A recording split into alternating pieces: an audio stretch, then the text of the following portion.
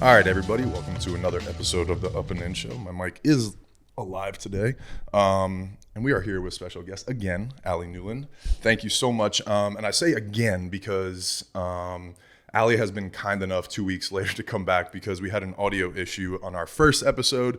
She was our first guest in the new space here. Sorry about that, Lila. Shed on you a little bit. Yeah, we're gonna have to get you a lint roller. But the first episode was absolutely fire. I'm gonna let you introduce yourself here in a second. We talked a lot about failure and bouncing back from failure. So I'm not one to shy away from, messing up. We messed up, and I'm very, very grateful for your time and you coming back here. So we're going to talk about some things that have happened in the last couple of weeks, get into your story a little bit, but why don't you give everybody a 1-minute rundown of who you are and what you do? Yeah, absolutely. And no apologies for the dog hair. This was like the highlight of my day. I was thrilled. Okay. But my name's Ali Newland. Like you said, I'm from just outside of Atlanta, Georgia, a little small town in West Georgia, and I came to LSU. My first year was 2020, so right after COVID, all that crazy stuff happened, and this is my senior year now. It's my last one, and trying to end it with a bang. Happy to be here. Yeah, thank you again. And when we talked last time, you guys were number 2 or 3 in the country, something like that. You had just come off a big win against Texas, which was super badass. And now, as things go, the season takes its turns and stuff. You guys had 2 series losses, and then you guys bounced back with a couple more wins. So I'm excited to dive into that a little bit. Like we talked about fear of failure, making errors, bouncing back, how we handle adversity, and that kind of stuff. So I think we'll be in for a good conversation. But you said you grew up in Atlanta, or right outside Atlanta, Georgia. Yep. I know we talked about your family being a big influence on you. So maybe you could talk a little bit about your parents' role in your life again, and kind of talk about how they've influenced your sports career. Yeah, they're awesome people. They're my biggest fans for sure. Both my parents played college ball, so definitely was a bat and ball kid from the day I got here. I feel like my dad probably had me swinging as soon as I could. And we talk all the time about like hitting wiffle balls out in the backyard and doing all that just from the get-go. So they've been a huge influence and my biggest supporters through all of this. They followed me around the country for what feels like a million years before I even got to school, and now it's so awesome. They have seen more of my college games than they've missed, and it's been such a huge made such a huge impact on my career. I love looking up, seeing my dad in the stands, seeing my mom in the stands, and my brother's been to some games. He's 15 and like huge big sports kid too, himself. right? Yeah, He's a good one. And it's been awesome. We're a big sports family, and that's just kind of how it is. Like, I think if you come over to our house, that's probably what we're talking about, what we're watching. So huge influence, and this is always kind of how it was going to go. Yeah, a lot of competition, right, in the family too, right? I'd imagine that was a lot of the theme in the house too. Yeah, I think even now, like I play softball at one of the best places to play it in the country, and my biggest competition is still at home. They still are going to let me know. I still go home, and Brock's like, oh, I bet I can run faster than you. I bet I can hit the ball harder than you. No. Like, you probably can. Yeah. You're like 6 feet tall now and 15. This is not how it used to be. I don't like it anymore. Yeah, used to be able to beat him at everything. Really? I love that. And he's a lacrosse player, right? Yes, yeah, lacrosse awesome. And football. Football, yeah. Okay, that's awesome. And any updates on him? Anywhere? Where is he? Is he you said 15? Yeah. So is he on the recruiting journey? I can't remember if you said that. Not quite yet. He's a freshman still, okay, like a little bit older than the freshman. Yeah. He's like an October birthday, so gotcha. He's kind of in the middle there, but kind of getting it going a little bit. He plays for a really great travel across team out of Atlanta, and they're kind of ramping it up soon. Nice. So I'm excited for him. Good. Yeah, and he'll have you to lean on for advice and things like that. That is something I want to talk about too. I remember too, I want to bring up before at some point, I know you want to get into the media and different things like that potentially after your career. And you talked about when we were walking out, your dad making you go through media training and all that kind of stuff. But he also played, he said college baseball, right? And mom played sports too. So you had a little experience through the recruiting journey, but maybe you could talk a little bit about how intense softball recruiting was. I know it's a wild journey for those girls and kind of what you went through. Yeah, it is. It's a crazy, crazy journey for sure. For people who are my age, it was even crazier because there's been a recent recruiting rule change. So now September 1st of your junior year. Thank God. Yes, thank God. Is when coaches can start to recruit you. It's when you can get your phone calls, you can take your visits and do all of those things. But for people my age, I took my first visits in 7th and 8th grade. That's so wild to me. Yeah. Right. That's so crazy. So I haven't even stepped foot in my high school yet and be like, oh, what's your major going to be? Really? I don't even know yet. Yeah. Let me just get to high school. Right. But so that was crazy. You really had to grow up really quickly. And I remember, like all of my teammates on my team be like, Ali, like, what do I say when I'm on these phone calls with these college coaches? We're like 13 years old, you know? And like Lisa Fernandez is calling me, Beth Serena is calling me, and I'm like, oh my God, what do I say? You're a child too. Like, right. And we're just young. And so I think you had to grow up fast, and you had to like be able to advocate for what you wanted at a really young age. So I think there are good things that came of it, but I'm so glad that it has slowed down and people get to like grow up a little bit and figure out what they want. And to me, I think it'll help the whole like transfer portal craziness that goes on a little bit, because people are just more aware of what they want and the people that they want to be when they get there. Yeah, absolutely. When did you commit to LSU? Because I know your story is a little different, right? Yeah, I was a freshman in high school, so it had been a long time coming. That's so crazy. So where else did you visit to? I'm trying to remember what you said. I visited UCLA, Mississippi State, Ole Miss, South Carolina.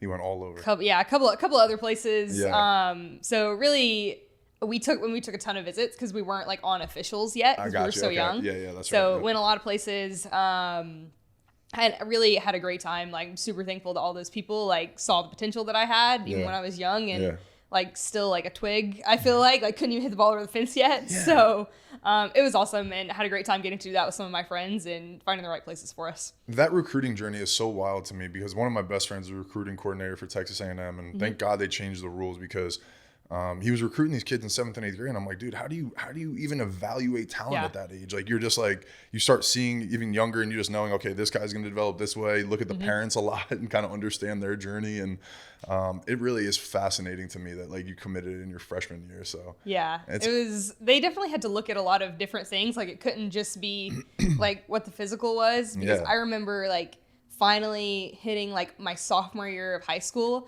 and like filling out and being muscular, and like all of a sudden like the ball starts to jump and you're like, okay, like this has been coming. Yes. But like, how do you know that when you're 12, 13, whatever? It's just literally it's got to be the expertise of knowing and seeing how like bodies move, sporting, softball IQ, baseball IQ, all these different sports, and just being like, okay, the parents are this way, this girl's the leader of her team, all these different things. But it really is fascinating to me. So I love hearing, sophomore year, that's so crazy. So talk to me a little bit about what I was talking about earlier. When we walked out from last episode, you said your dad did some media training with you in the house, right? Yes. So we did, that's what we call it. We call it media training. You guys literally called it that in your family? That's awesome. Yes. I love this. Shout out Pops. Let's go. Yes. Just because we knew like this is what was coming as far as like softball, and like it was growing so quickly, and like all of the NIL talk and all those things. So when I was in high school, we started to do like media training at home. So I would have to like stand on the coffee table and answer questions. Or like after BP at the field, my dad and my brother would like stop me on the way to the car. No way. Little bro's involved in this too? Stick a microphone in my face. Yes, and he's ruthless. Yeah. He's like, why'd you hit bad today? I'm putting all the pressure on you. Let's go. Right. But I really think it made such a huge difference for me. Like, I get here and like the camera's not scary because, like 8-year-olds, they don't know. Yeah. They're going to ask you anything. Yep. So reporters also don't know sometimes. They'll ask you anything. Yeah, no feel. Yeah. So I really do think it helped me.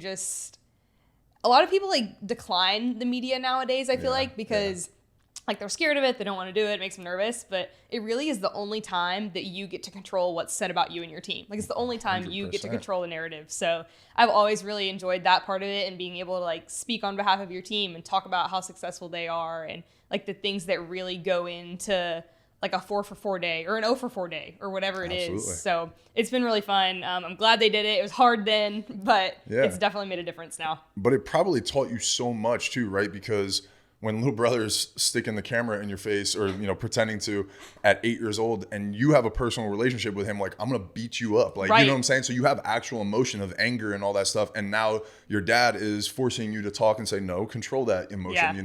So it's the same way after a game when a reporter asks you a dumbass question, excuse me, and you're like, you look at them and you're like, what's wrong? Why? Okay, never mind, I'm gonna and you get there and you get to control, like you said, control the narrative. And that was a big thing for me of why why I started my podcast too, and why I love talking to athletes, because this isn't the X's and O's. This isn't, why did you guys lose 2 games in a row? We'll talk about that, but we're going to talk more about what's going on with the team and the narrative, and you get to control it, right? And that I want to give a platform to athletes to be able to talk about the things they want to talk about too. So I think that's really cool that your family kind of started with that with you at a young age and stuff. And it's funny that they started that and you're interested in doing media stuff afterwards too. So yeah. So what kind of stuff would you want to do afterwards? Have you thought about it? I know we're going to get more into your career and stuff and hopefully playing after LSU, but you said you kind of want to get into the media. You've done some stuff here in town too, right? Yeah, I do. I want to, eventually I want to work in Major League Baseball. That's like the North Star dream goal. But I've done some stuff at LSU. So I work with the creative department now I run like the LSU Sports social media accounts. Yeah. At LSU Sports, right? Yep, LSU Sports. Big account. Drop a follow. Yeah. No pressure. Just fucking, that's crazy. But so I run those accounts and just get to highlight like all of the cool things that athletes are doing, some of the sports that don't get as much attention but are still doing really awesome things. Like the swimmers recently went to NCAAs. The girls had like a great showing there, and maybe people don't know about that, but like LSU Sports gets to highlight those things and celebrate them too. So it's been really fun.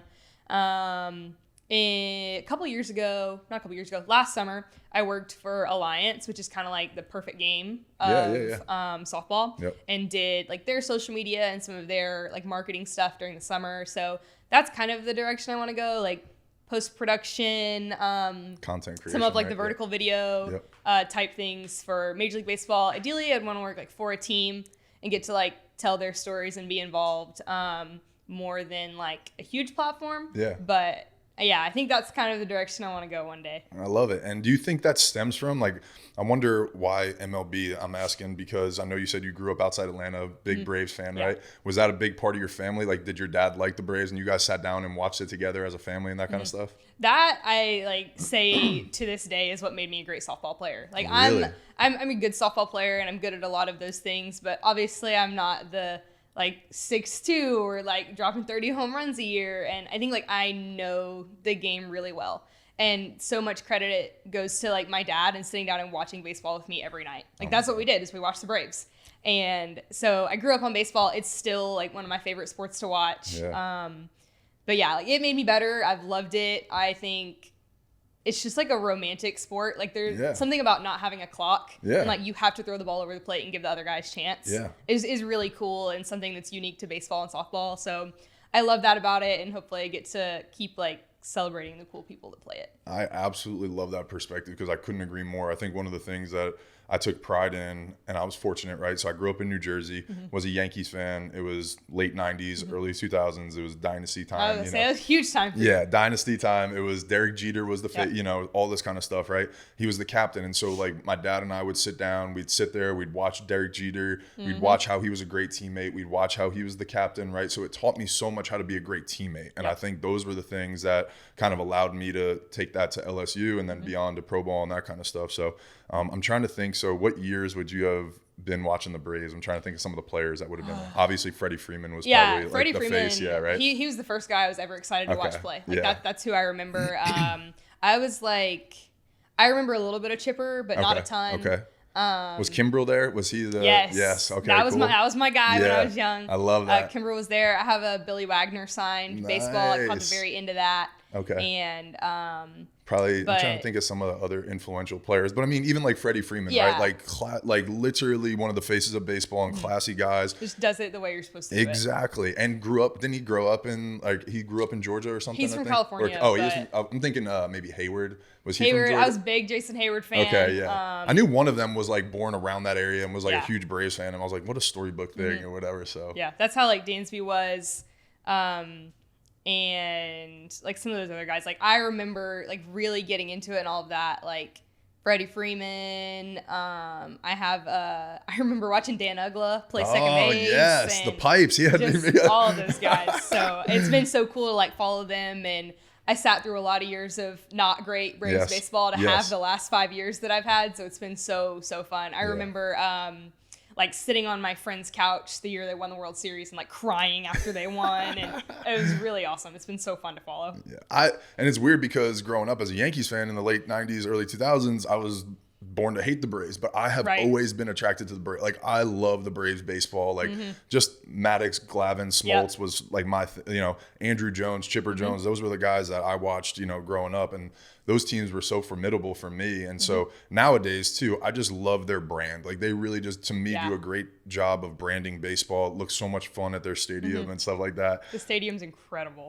I haven't been to the new one. It's incredible. It looks absolutely gorgeous too. Yeah, it looks awesome. And then some of the players that they're pumping out right now too, their development, all that kind of stuff. Spencer Strider is literally my favorite guy to watch pitch. Yeah. Dude, his thighs are bulging out of his pants and stuff. He stands there kind of like duck-legged too, on purpose. And like the way he digs into the mound, I'm like, this dude's just gonna throw 110. Like that's all he's trying to do. Yeah, he's just throwing fastballs like nipple high, just letting people swing right through him. It's absolutely incredible. So he's one of my favorite pitchers. So I love hearing that, and I love hearing that it kind of influenced your journey too, and gave you that IQ to become the softball player that you are. So that's really cool, and that dad kind of influenced that. I love hearing dad-daughter stories too. So really, really cool.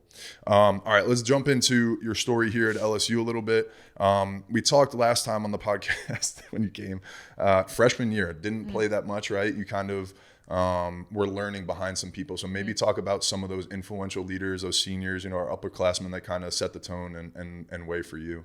Yeah, so like I said, I came in during right after that COVID season that was canceled. So I walked into a roster that had 30 people on it. Wow. So I think for our freshman class, that was really hard. Yeah. Some of your opportunities that you think you have, all of a sudden you don't. Yeah, you're just really low on the totem. Okay, now I've really got to bust my tail to get into this. So I did. I played a lot my freshman year. I got to learn behind some really, really incredible people, and I think Danica's who's hurt this year, but has had just an incredible career and will have an incredible close to her career next year. But we flipped that switch really quickly, I think, and okay, maybe this isn't the freshman season that we thought we were going to have, but now she gets to play behind Amanda Doyle, who had an incredible career, who is one of the greatest teammates that I've ever had. And I think that's what people say about her is she led this program so well.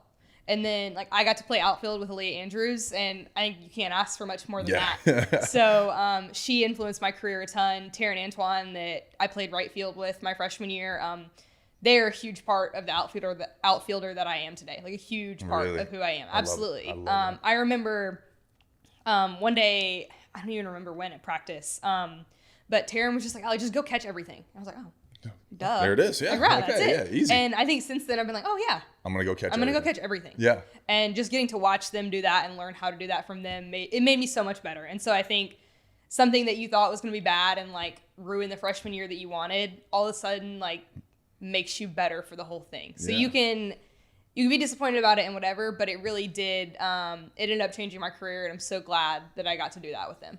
Isn't it funny how one little cue of go catch everything is a mindset now? And what is it, 5 years later or 4 years later that you're no, that's my mindset. And I mean, I was just scrolling through social media before you got here, just kind of catching up on some of the things that were posted. SEC Network, ESPN, all these different things. LSU Softball are all posting these catches that you're making, in the gap, running down the line and stuff. And it's, as somebody that I didn't play outfield, but watching and knowing the game, I've always been fascinated by people who don't have a fear of running into the walls and that kind of stuff. And I think people underestimate how hard that is. As a pitcher, I'd be shagging in the outfield and I'd be feeling for the wall and being such a little girl about, I shouldn't say little girl, but being scared of the wall. Yeah. You know what I'm saying? Just bumping into it. So for you to not have that fear and just go catch everything as your mindset is pretty amazing, and you learned that your freshman year. So yeah, it was great. They were such a big influence on that. My parents were a huge influence on it. My dad used to always tell me nobody ever got on SportsCenter playing the ball on a hop. And I was like, love all that. Right, got that. Let's go. Yeah. So just taking all of that and running with it. I think, as a pitcher, there's no better feeling than having an outfield that will run through the wall for you. Oh my God. Because it makes you confident. And so I got chills. Yeah. Yeah. Playing great outfield is just part of what we do at LSU. Yeah. So getting to carry that on, started by the Andrews sisters, even before that, just great outfield play at LSU, and to carry on that tradition has been fun. Yeah, that's awesome. I love hearing that. And so what is it? No one made SportsCenter playing a ball on a hop? Yeah. As a pitcher, I'm like, yes, Pops, let's go. Right. I love that. Because one of my biggest pet peeves, and especially in minor league baseball when you're trying to come up, right?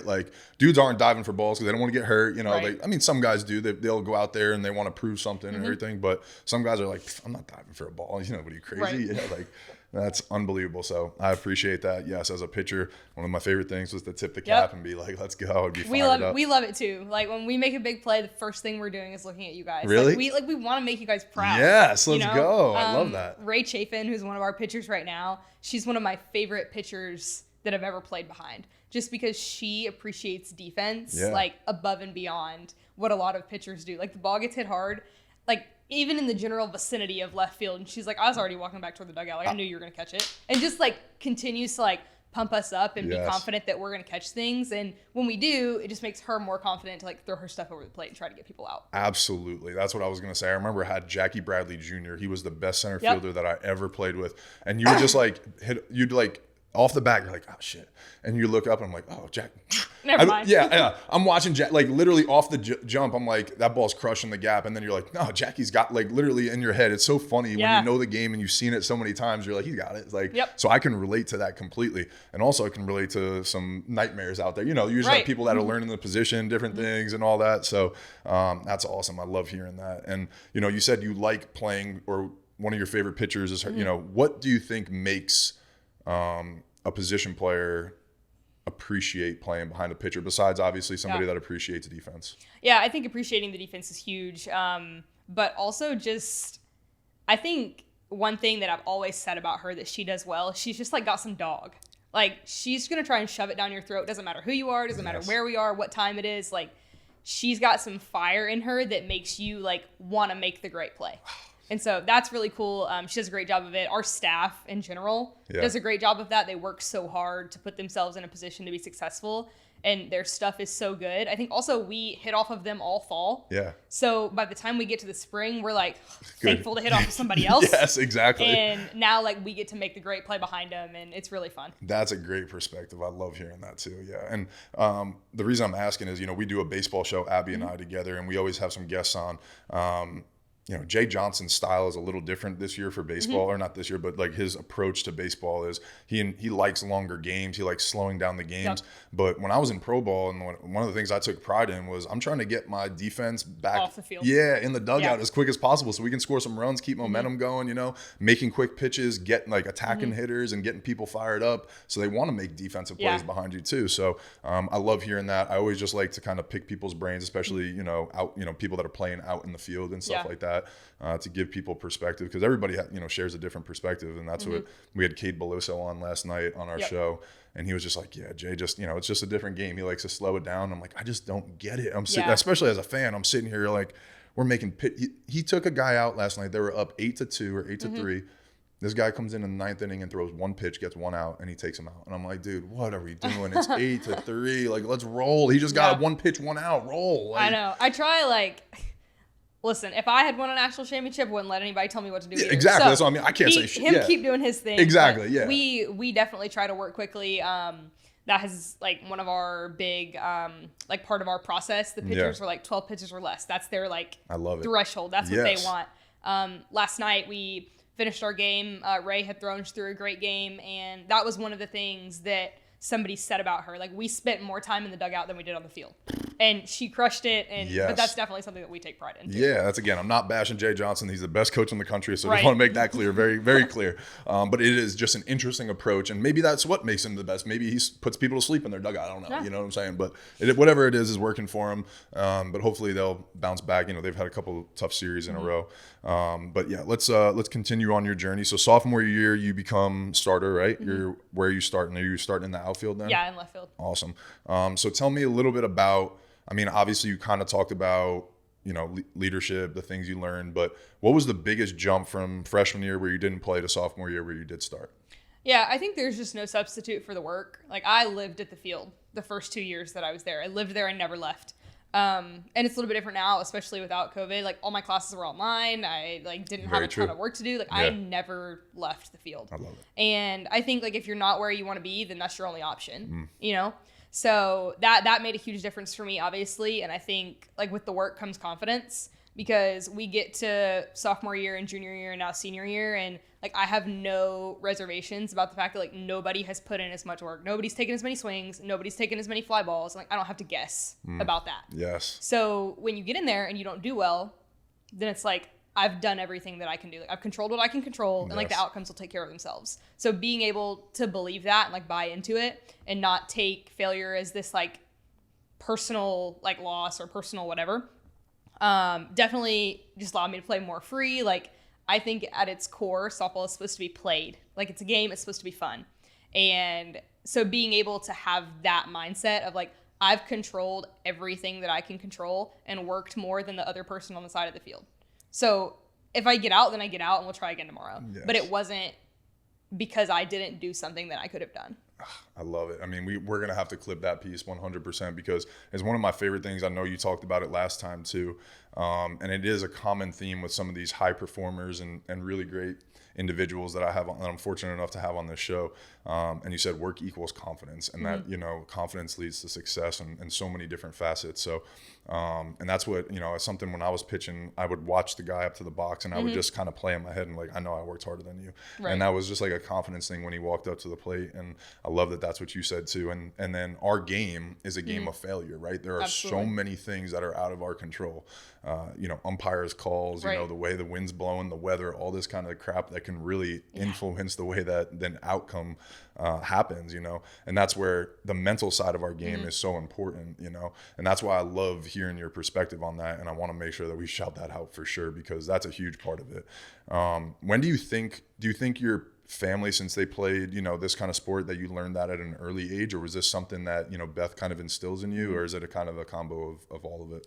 I think it's a combo of all of it. My parents certainly, I'm so like blessed to have been raised by them. I think that they definitely instilled like a ton of traits that are like irreplaceable, and they're really hard to manufacture on your own. So the work was just never an option.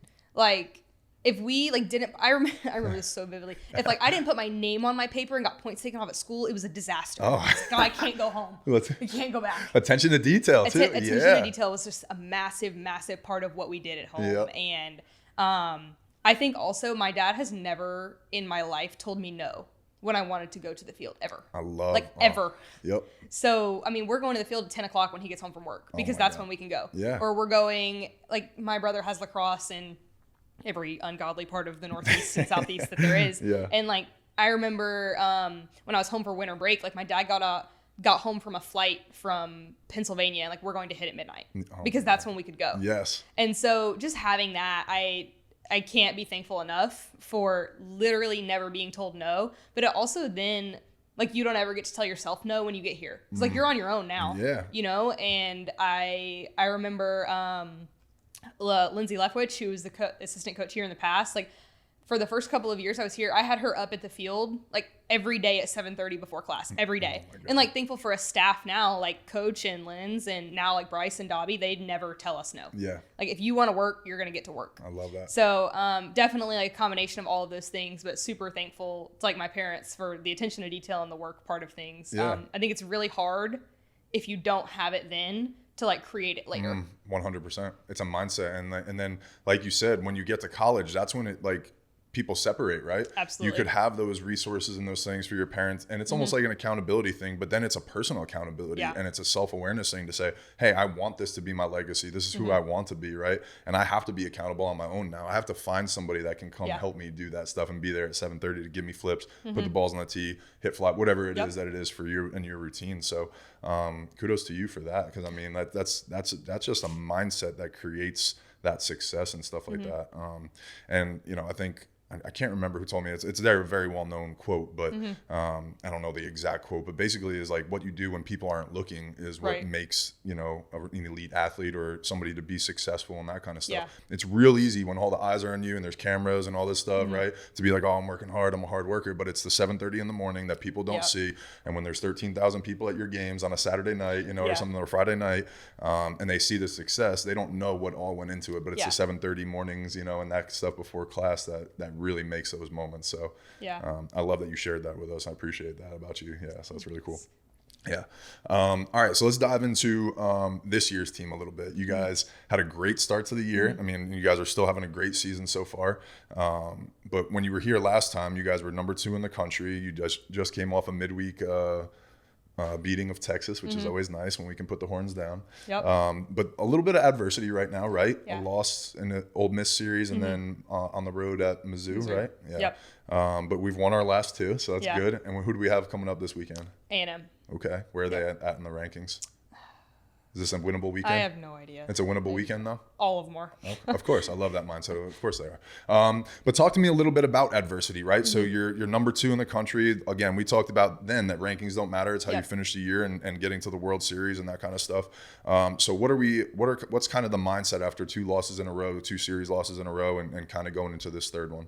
Yeah, I think like we played a couple of really, really good teams, and we talked about last time, like when you play in this conference, there are no weekends where you get to like walk in and win the weekend. Like that just doesn't exist. And so like anytime you run into a team that gets hot, or you have a day where like you hit 27 balls right at people and they like bleed ground balls through, like you're capable, like anyone is capable of beating you. Everyone is talented enough. And so I think if you asked us, that's kind of how we felt for a couple of games in a row there. Like everything that could have not gone our way, like didn't. Yeah. And like kudos to those other teams. They're incredibly talented and well coached, and like they got to walk away with wins. And so I think we have to keep that in mind, that like in Missouri, I swear we hit 47 line drives and got out. Right. And that's just part of it. It's part of the game. So I choose to believe that like the softball gods know, and tomorrow I will flare one in for a hit and it'll be okay. Yep. So it all evens out. Law of averages, right? That's the way it goes. I have to believe it. I have to believe it. But I think that's our mindset right now, is that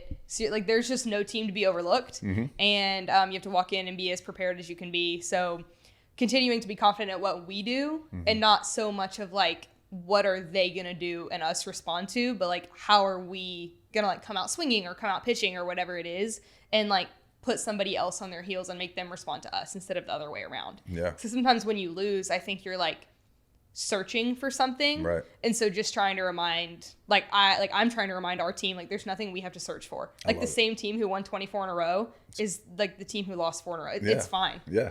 And so just continue to remember that. And like when we do the things that we do well, then like it's going to be a long day, you know? And kind of like what we talked about earlier with like substituting the work, like if you control what you can control, the outcome will take care of itself. And if you lose, you lose. Yeah. But you have to control everything that you can and put yourself in a position to be successful. And after that, like let the outcome be what it is. Yeah. And even when you hit 27 balls hard right at people and stuff, that's still a learning lesson, right? Yeah.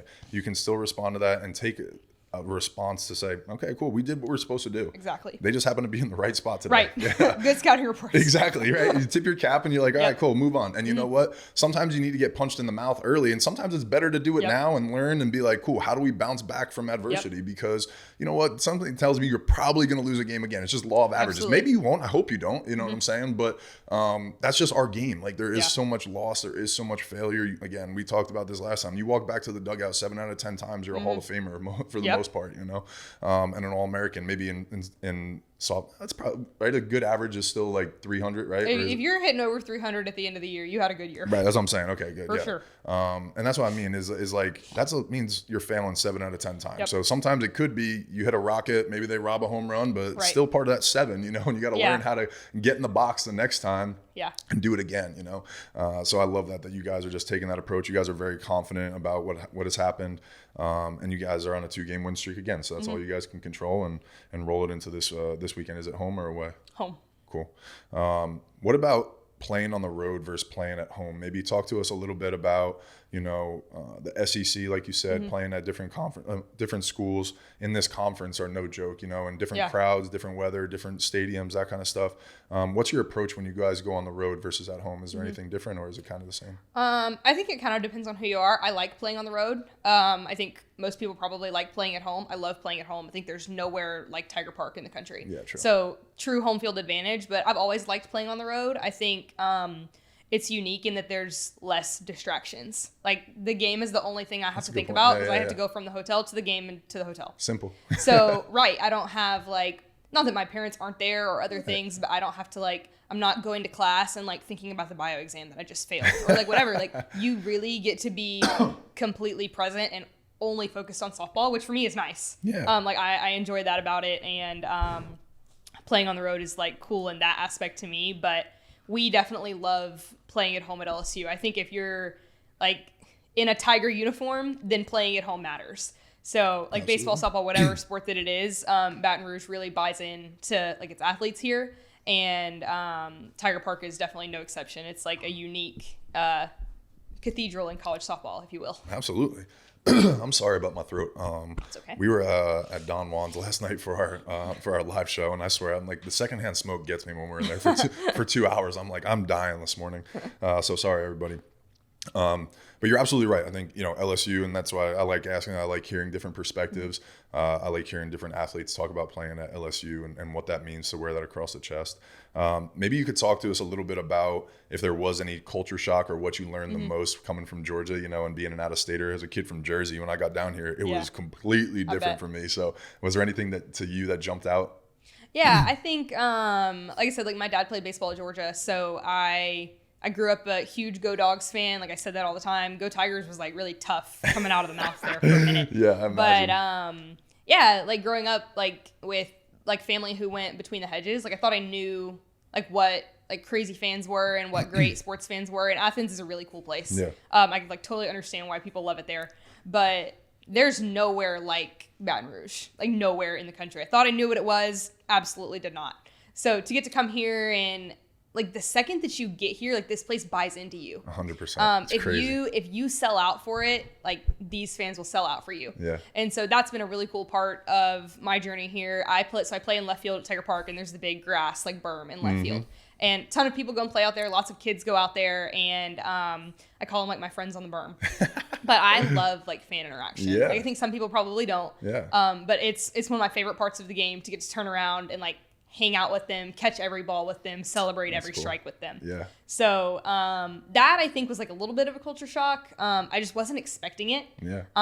Don't get me wrong. They will let you know when you screw up. They will let you know when you're bad, but nobody will celebrate them like you when you're good. Yep. So really, really cool to be a part of. I wasn't really sure what I was getting, I think. Yeah. Because again, like I was so young. I had never been here before. Exactly. And I've been super excited to like get to be a part of this city. Yeah. I mean, I remember I tell people all the time, I'm like, I had no idea what I was getting into. No. I remember getting down here and like the first day, we go to practice, and afterwards there was like some fans outside, and I'm like, what is going on? Why are these people here? Like, and then there was like people were cooking, and I was like, they were like, go eat. And I'm like, go eat what? Like that's their food. Yeah. Right. Like it's like their food. And they're like, no, they made it for us. I'm like, why?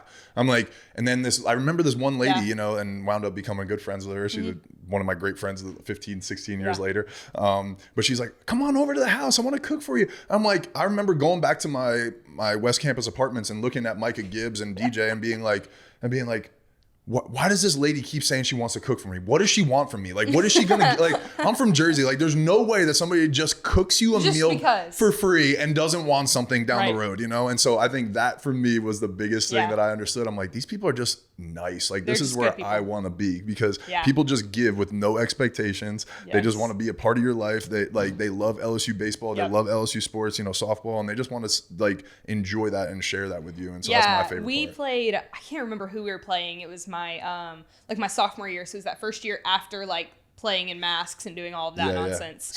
Playing in masks. It was what a crazy time.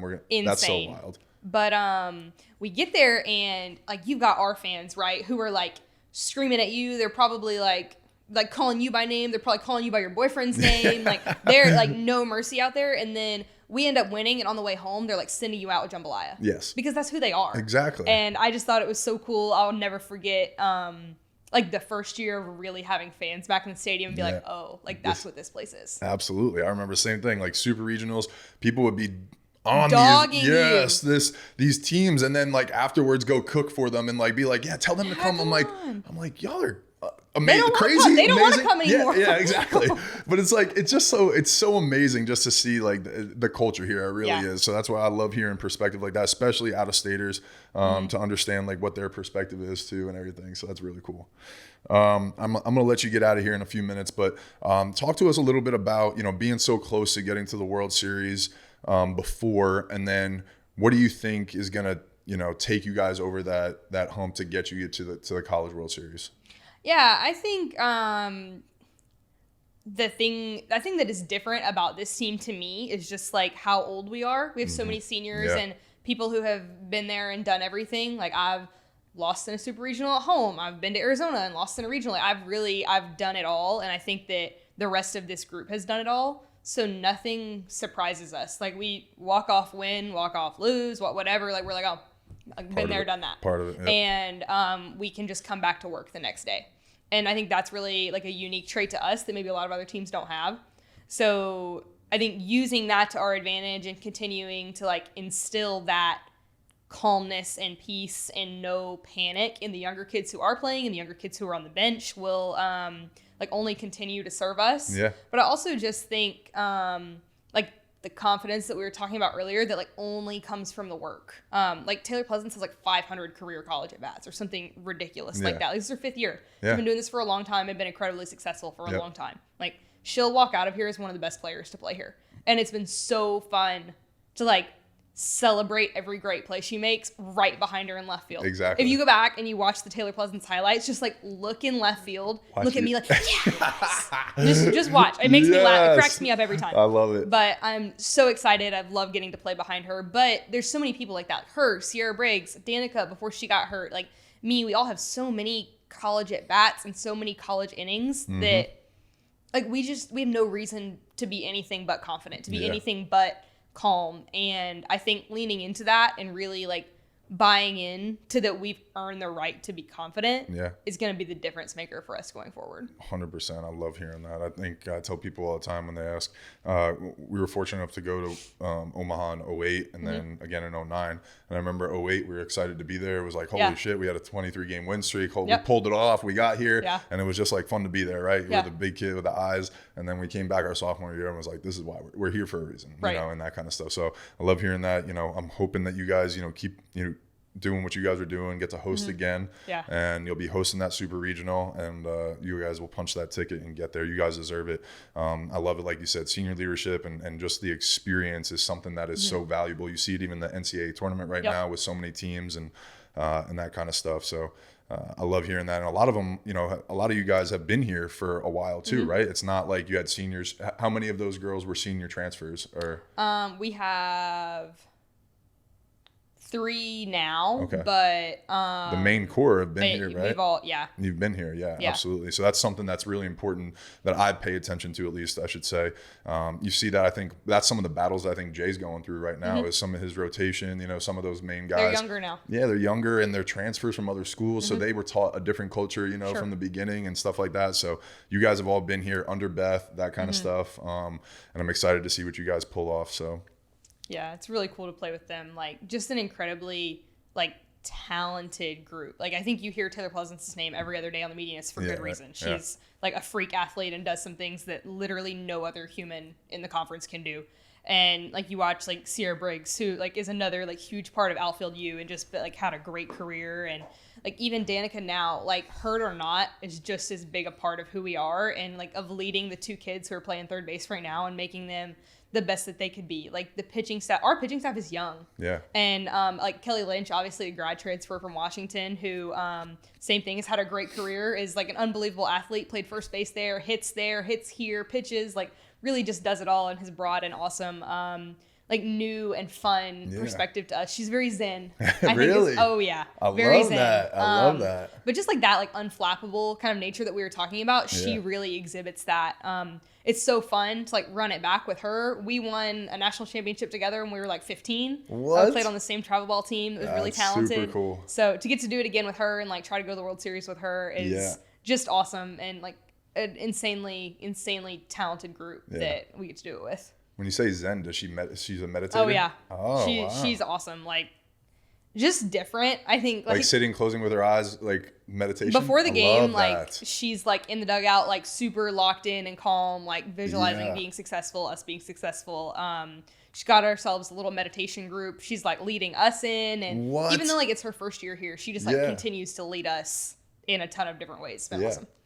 Talk to me a little bit about that if you don't mind. I'm a big meditator. I'm big on it. And for somebody that was raised super Catholic, you know, like went to Catholic elementary, Catholic high school, it felt a little off to do meditation and do different things, right? And explore Buddha, you know, all these things. So talk to me about how that has influenced you guys, how you guys have embraced it and kind of just been curious about it. Yeah, I think like you're saying, like my faith is a huge part of my life and a huge part of what I do. And I think like if you ask Kelly, like she probably feels the same. Yeah. And so we have like a guy who does mental performance with us, who comes in every so often, and like the meditation and like mindfulness is like something that he does. Kelly has a mentor that she's been doing this with for a long time, and talks about how it took her game to a totally different level. Like being able to be present in every pitch and like in every whatever it is. She talks about like, think about how many pitches you've been involved in like over the course of your career, and how many you like threw away because you weren't completely like present in the moment. And so she's just like taught us about that and like led us through some of those things on how to be like all here right now and be able to like perform to the best of your ability because you're totally in the present moment. Absolutely. And that's where I think people get confused, right? They confuse spirituality with just training your brain. That's all it is. And like your brain is a muscle like anything else, right? So if you let it run wild and you let it get out of control, that's when you can't control your emotions. You can't lock back in. You can't be fully present, like you just said. And like we talked about earlier, our game's all about adversity. And in the moment, it might be a micro moment, a bad strike call, you know, a bad play in the field, an error behind you as a pitcher, all that kind of stuff. You have to be able to bounce back and be present. So strengthening that tool, you know, while you're doing meditation, when you're seeing your thoughts and you're feeling these things in real time and becoming self-aware, only can help on the field. So it's really just brain development. I tell people that all the time. So, absolutely. Huge tool to have. I'm a big meditator. Again, like I didn't dive into this until it was after my baseball career. So it's something that I actually do work with athletes on. I do some training on the side with people, mental mind training, you know, that kind of stuff. So I love hearing that you guys do that. I forgot that we talked about that on the episode too. So maybe you could talk to me about maybe some visualization or some things that you do that you could leave our listeners with before I let you go that maybe have attributed to your success on the field. Yeah, we do like a I don't even know how long it is. You don't like have to give all the secrets and stuff. Don't worry. We do like a 4 or 5 minute like meditation before we play. Like as a team. Really? Okay, I love that. And so it's just like like control your breathing, like progressive muscle, like let your whole body relax. And then the like track or whatever talks about like visualize past success. Nice. And like see yourself being the most successful version of yourself. And then like try to like feel that and live that again and put yourself in that moment and then bring it to the moment that you're in right now. Very cool. And then like as we go through that before we play, it just allows you to like I've been successful before, like I'm fully capable of all those things. Like let me be like all here and just like do the things that I know I can. And there's science that proves that the brain doesn't know the difference between a visualized event and an actual event, right? So the more that you can visualize that success, actually feel what it feels like, hitting that home run, making that catch, you know, or winning that game or closing that, whatever it is, right? In that moment, you're going to do things subconsciously to allow you to do that. So that to me is one of the most fascinating things. I wish I learned that stuff when I was playing. I did versions of it because I was really big into watching film of me, you know, and remembering those things. And I sometimes the night before the game, I would go, if I knew the lineup, you know, the next game, I would visualize how I was going to pitch each guy and stuff like that. So when you're in front of 15,000 and you have to make that pitch, you've already done it. Yeah, exactly. Our pitchers do like shadow bullpens and stuff like that of like throwing their best pitch, like going through the motion and things like that and like visualizing your best pitch. One of my favorite like things to do during the game.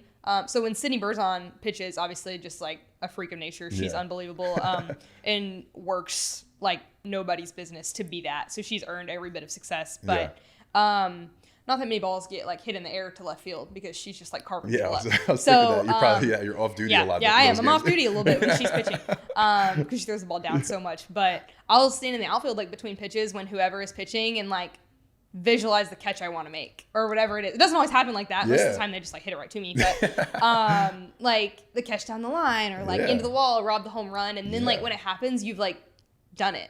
So it's one of my favorite parts of the game. Like, all right, this girl's going to hit this ball over here. I'm going to like dive over the fence into the bullpen for it. It's going to be awesome. And then they don't do that. So that's not as fun. But you can still visualize it though and it feels fun. Exactly. But it just gives you a chance when it actually does happen to do it and do those subconscious things. Like I said, jump against the wall. You've seen it in your brain. Your brain already knows that it's safe, right? A lot of times that fear block is the thing that doesn't allow you to do it. So if you visualized it, you're going to do it in the game. You're actually going to accomplish it. So That's how you get on SportsCenter, right? That's how you get on SportsCenter. Let's go. I love that. This conversation is really fun. I got chills right now talking about that stuff because I could nerd out all about that. That is what I love about this Purple Couch, this show, and getting inside the minds of some of these great athletes and like yourself, and hearing about how you guys have success on the field in different ways too. Yep. So thank you for sharing that with me, and thank you again for your time because I know we messed this up and everything. That's so okay. That's yeah. Okay. Before I let you go, last thing I promise, but maybe talk to us about what you're hoping for, after softball, because I know some people have some question marks about what professional leagues are, and we talked about it last time, but talk about that and maybe your hopes for that and before you go into the media and kill it in that world. Yeah, so there's obviously a couple of different professional softball worlds that are going on right now. There's a super cool event this summer, and the two leagues are coming together to play a big series. So nice. Really, really excited about that in the softball world, just the two of them getting to join together and work together. Yeah. But hopefully after I'm done, I'll get to play for a few years in that and be a part of that. Just great athletes who deserve the chance to keep playing and be the athletes that they are. So I've been really excited to watch that, to watch Aaliyah, who's been going on to just crush things and be awesome in that world. So I'd love to be a part of that after I'm done for a little while. And then, like you said, hopefully go kill it in the media world, get to add something to a team, get to tell some stories. Very cool. Well, Ali, thank you again. I know you have a meeting in a little while, so we appreciate your time and repeating this. I think we actually killed it for a repeat episode. Sometimes when you have to repeat an episode, we've done it before. It doesn't go as smooth, but this was amazing. You're amazing. I think that's a testament to all the work that you've put in, when your 8-year-old brother's putting a fake camera in your face.